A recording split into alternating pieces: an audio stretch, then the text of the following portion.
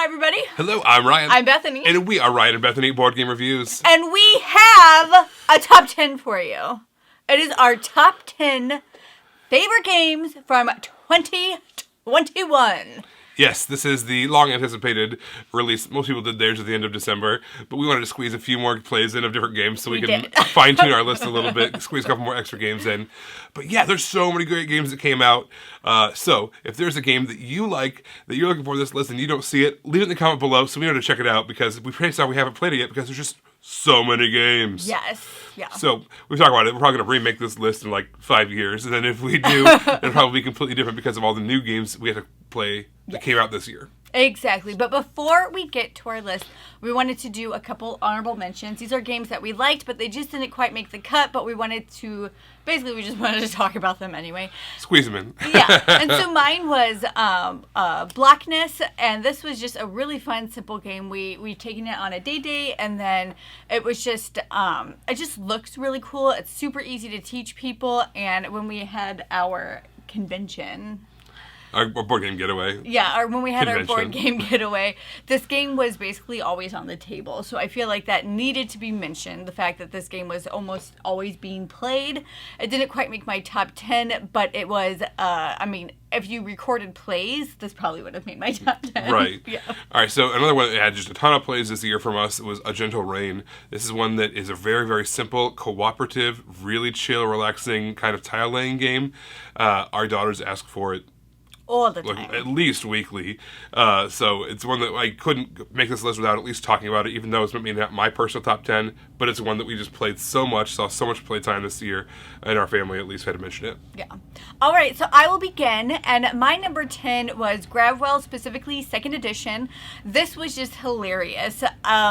Like, you're trying to move your space, but depending on where you are in position to other ships, move your spaceship. I didn't finish that. I was like, I just went with it. But depending on where you are, what you plan to do might change based on if anybody else moved or your positioning in general. So it was just, I had said it earlier, and I still believe it's true. This is just chaotic space fun. Yeah. I mean, that is this game. My number 10 was Fly Away.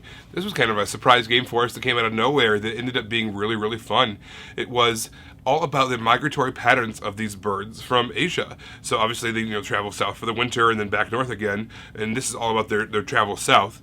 You had to build this network of the path they took, basically, keeping them in the areas they like to be in. If they were swamp birds, they wanted to be in swamp areas. If they were mountain birds, they wanted to be in mountain areas, that kinds of things.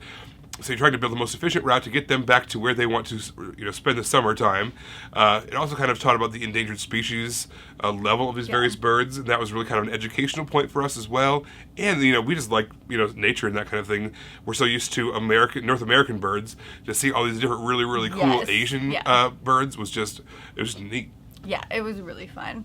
My number 9 is BIBLIOS, QUILL, and PARCHMENT. This is the roll and write game inspired by BIBLIOS, which I have yet to play. I still haven't played like the predecessor of this game. But this is a really fun one. I liked it a lot. You're just building up these different things that you're basically tracked so you can do stuff. Like in most roll and writes, you're building up this so you can do this. But I had such a great time with this game, and it was really fun. And it's one of those games that since I played this game, I really want to play BIBLIOS. I just haven't yet, and the only reason why I want to play is because of BIBLIOS, QUILL, and PARCHMENT. My number 9, also a roll and write, ironically. This one is Rolling Realms from STONEMAIER Games. What's unique about this game is you basically have a set of cards, and you're going to choose 3 of them. Everybody at the table also has that same set of cards, and whatever 3 you choose, they're also going to pull out of their decks. And so you're all using the same setup each game, but each game is going to be very, very different. Yeah. Each one of the cards, what they are, is actually a game from STONEMAIER Games. So, for instance, like Charterstone is represented, Euphoria is represented, Wingspan is represented, Scythe, every game that you've ever heard of from STONEMAIER Games is in this game in a card form. Now, it's a roll and write game. You are rolling 2 dice, and then everyone gets a chance to use those 2 dice to fill in their cards, trying to get resources, trying to get points. It is just a blast. It is so unique, and of course, endlessly expandable. Every time they come up with a new game from STONEMAIER, there's going to be a new card for Rolling Realms. Yeah. So I love the endless possibilities that you can play using this game. All right, my number 8 is Inspector Mouse: The Great Escape. My list will probably always have a kids game in it for like the next 5 years. It's just what it's going to be. So this is a game that our 4-year-old, like, when we got it for like the next 3 months, it's all she asked to play. Like, she just asked for this game over and over again. And if you can memorize this game, like, as an adult, you can know all of them, basically, if you can memorize the order, and it's like, you got it. But kids, I guess, like, just like to guess, and it has these little clues. So basically, you're turning this track, a piece is going to fall down, and you try to guess what that piece was based on when things are placed. Oh my gosh, she loved this game. Asked for it literally all the time. All the time. And so I love spending that time with our children, being able to engage in that aspect with them, and so this one had to make my list. Yeah, that cool little mechanism, the actual spinning mechanism. And speaking of a cool mechanism and a cool, piece of machinery, Dice Miner. That's my number 8. This is basically a literal, mountainside of dice. And you're going to draft the dice off the side of them. They're going to slide down, go a little small avalanche, which changes the possibilities of what you'll be able to draft the next round around.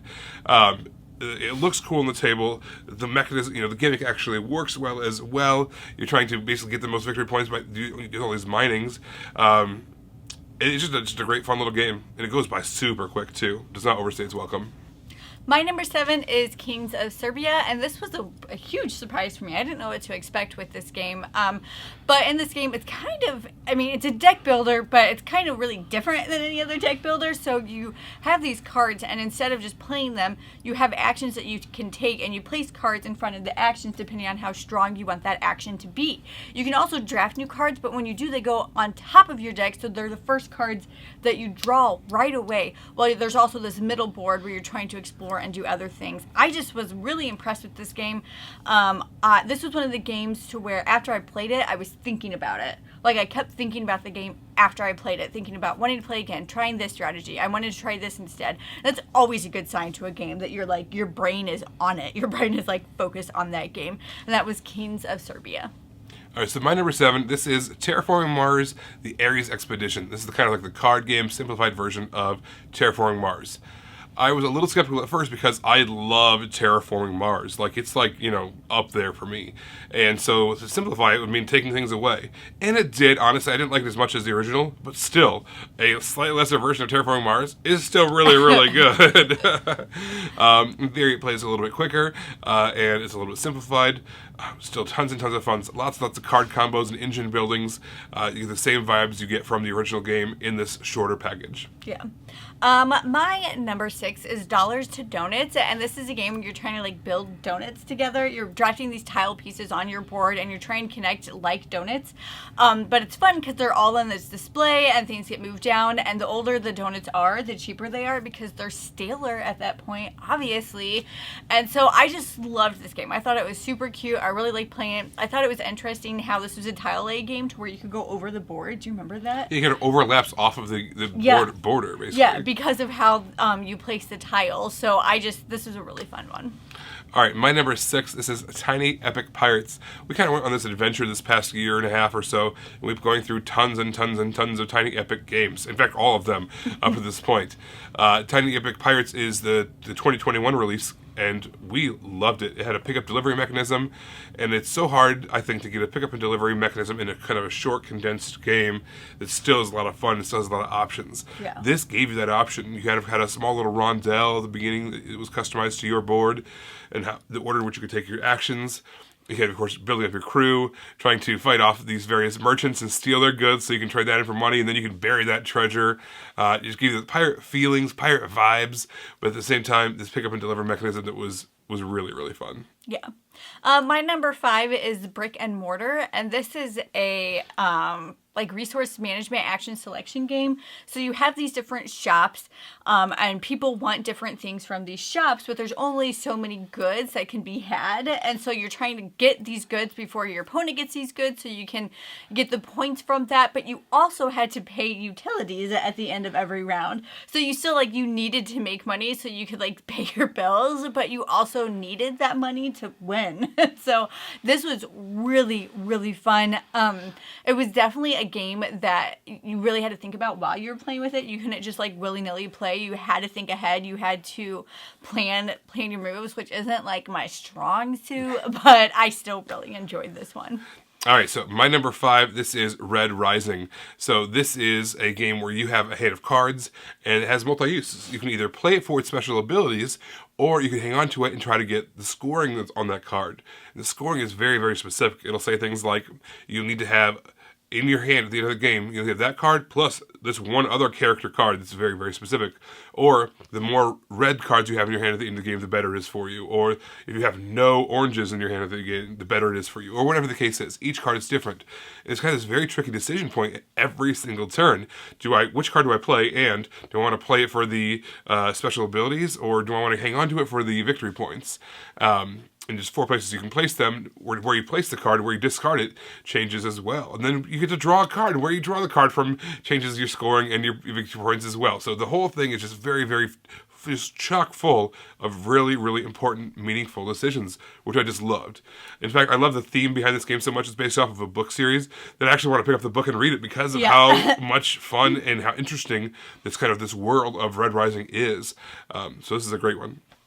My number 4 is Fired Up. This was an extremely unique game for me. So you're like, people are fighting each other, right? But you're programming how they're going to fight. But not just that, you're also betting on the players and the different things that they're going to do. And so you're deciding what round something's going to happen in, and you're trying to manipulate it to make that happen. But guess what? Your opponents are also trying to manipulate that so that whatever they bet on, they can make happen. And you know, sometimes when you make a player do so many things, they're like, won't even listen to your instructions anymore. They don't even want to do what they want to do.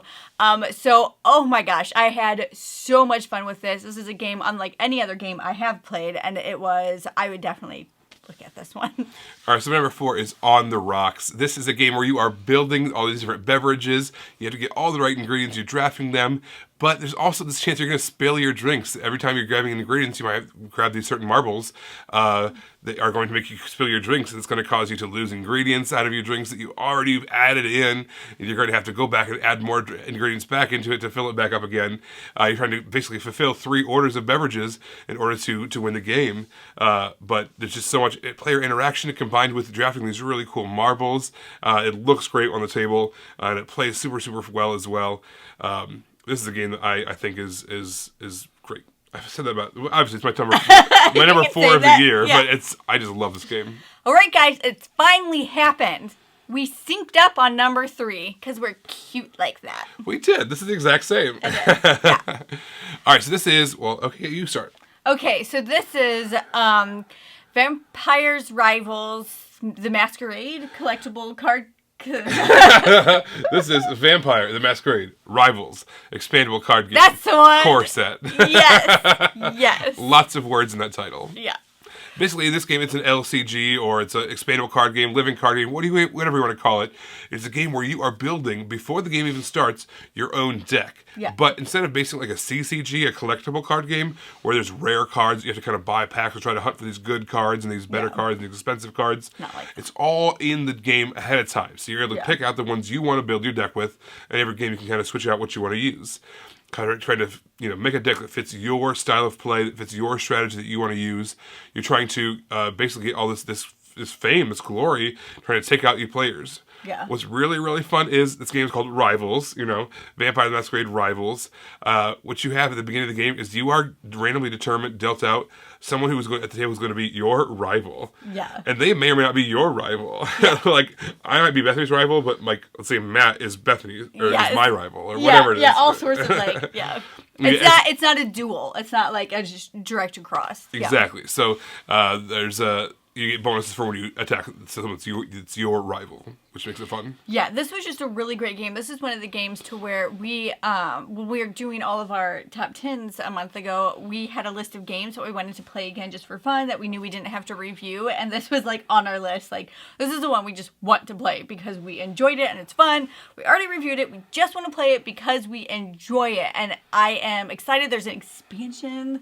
There's multiple ones, but we'll be talking about one of them soon. Yeah, so I'm like really excited about that. This was just really good, and I didn't do it, Ryan did it, but this game creates like a brand new system, but the rule book was laid out perfectly for that, according to Ryan. Right, I mean, it's a very, very large rule because there's a lot of things going on. But it was laid out so nicely that everything you needed to learn, you learned in the right order. Yeah. And then on top of that, when you needed to reference something later on, it was very easy to find. And you will have to reference things. Right. And so it was there. Yeah, there's a great rule book. Those need to be pointed out more often. Yes. All right, guys. My number 2 is Lizard Wizard. Of course, I just love the fact that they use Annie Stagg Gerard for the artist of this. Like, she is amazing. I absolutely love her fairy tale whimsical looking like Renaissance type of artwork. I just absolutely love it. I mentioned it when we talked about Lizard Wizard forever ago, but I've only bought one print my entire life, and it was a print of her artwork because I just really enjoyed it. And on top of that, the gameplay is super cool as well. So you have this wonderful artwork with this really fun gameplay. You're basically trying to collect these different ingredients to score, to do different things so you can score and kind of do a set collection aspect with that. And there's also this side like dungeon thing that you can do. Yeah, go push your luck almost. Yes. Oh my gosh, this game is just beautiful and fun. You called it way back when we first played it. Like, yes. This is going to be in my top 10 of the year. Yes. Like, this is great. Yeah, I did. All right, so my number 2, this is The Great Wall. This is a big, big box game. In fact, many boxes are needed for this game. Basically, it's kind of a semi-cooperative game. You're all different factions trying to fight off the Mongolian horde that's rushing up against the Great Wall of China. And what you're trying to do is you're trying to defend the Great Wall. That being said, you want your faction to be the one who gets the most glory out of the deal. So, like, you are cooperatively doing it so that way the horde doesn't break through. But if someone's going to die, so you're better off letting the other guys have their guys be the ones that die. It's got this nice tower defense mechanisms mixed with these Euro resource gathering mechanisms. There's some asymmetry going on between the different factions of your own players. Lots of different options between what your leaders can do, which is special. Each group has its own special units. Each one of them has a kind of a special rule of breaking things that they can do. And when you're knocking out the enemies as they're coming at your tower, at the Great Wall of China, whoever kind of does the most damage to them is going to get rewarded, and if you don't do enough damage to them, you get punished. So it's a really nice mixture of tower defense with cooperative nature, mixed with trying to earn glory by taking out the most bad guys. So this one was a big, big, expansive game, and it's still a lot of fun. Now the balance issues, I'm sure the more expansions get added on, some of the cards are just clearly better than the others. Yeah. That being said, I would break some house rules and say just draw a whole bunch of cards and just choose your favorite one. Yeah. Instead of drawing the 2, choose 1. Draw 5 and choose your favorite. All right, guys. We have arrived. We are here. Now it is time for our number 1 game from 2021. That's right. And my number 1 game is a game I predicted when we played it that it might be my number 1, and I knew for sure it would be on my top 10. I predicted it. You can go back and watch our review. I hope I'm not lying to you right now. Anyway. Yeah, you should have watched before you made that claim. Someone's going to do it and call you out. So, my number 1 is Genotype, a Mendelian... It's just called genotype. Genotype. That's what we call it in our house. It's genotype. So you are breeding these pea plants. You're rolling these dice based on the probabilities of when stuff will happen, which would happen in the medallion square. The Punnett squares. Yeah. And so you're trying to breed these pea plants. You want them to have certain attributes. And so you're trying to get that all together. It's very thematic to that monk, monastery type of thing where they were discovering this, where they were doing that to try to get these different attributes. Oh, loved this game. So much fun. This is another game to where I was thinking about it long after I was playing it. I still think about it. I just love Genius Games. They might be my favorite publisher. I just this was great. Loved. I'm going to get the library to get this one. There you go. Yeah. That'd be actually perfect. The education theme mixed with the really sick gameplay. Yeah. All right, so my number 1, this is WITCHSTONE. This is from Reiner Knizia, and you know what? He's always been a favorite of mine. He's made so many games, but for a little while he's kind of been either radio silent, making some games that haven't made a big splash, haven't really been talked about a whole lot. And then WITCHSTONE comes out, and it is this big style Euro game. It felt like a Stefan Feld game to me, and it was just so much fun. You have kind of this cauldron, almost think of like Quacks of Quedlinburg in your head a little bit, this kind of cauldron thing, and you're kind of mixing ingredients to make this all these powers and stuff. But it's got these little kind of these double domino kind of style pieces that you're laying onto your board. And whatever tile you choose, you have 5 to choose from at a time. You're going to choose one of them and play it, and it has 2 different actions on either side of it. And you get that action, both of those actions during your turn. But as you're kind of laying them out and kind of this on your grid on your board, whatever they are touching, the more of the same thing that they're touching, the stronger that action is. So, for instance, if you have one that's touching 3 more, it's going to be a strength of 4. Whereas the other side, if it's just by itself, you just play it and it hasn't touched anything else yet, it's just going to be a strength of 1. So you really want to kind of manipulate your board into a situation where when you drop a tile, it gives you a whole bunch of action points, and then on top of that, it sets maybe a future action, so that way we can kind of bridge that and make a big, mega crazy action later on. It's just so thinky, but at the same time, it's very, very smooth. And I love it when those two things come together. That's what Kenichi does, and he knocks them out of the park. You guys, we did it. What games did we miss? Like Ryan said at the very beginning of this episode, we want you to leave a comment below letting us know the games that we missed, that you're like, you don't have this on your list. I assure you it's probably because we haven't played it. So let us know or it's terrible and you have bad taste. I mean, just kidding. I doubt that. I really doubt that. Or is our number 11? You're watching us, so you have impeccable taste, Ryan. That's how it works. And we also want to know what games do we have on our list that you're like, really? I like to know that stuff. Let me know. Leave it in the comments below. Until then, don't forget to subscribe so you can see our videos as they come out. You can find us on Facebook, we're Ryan and Bethany Board Game Reviews. On Instagram, we're Ryan and Bethany. On TikTok, we're Ryan and Bethany. And on Twitter, we're Ryan and Bethany 1. You guys, thanks so much for watching, and we will see you next time. Bye.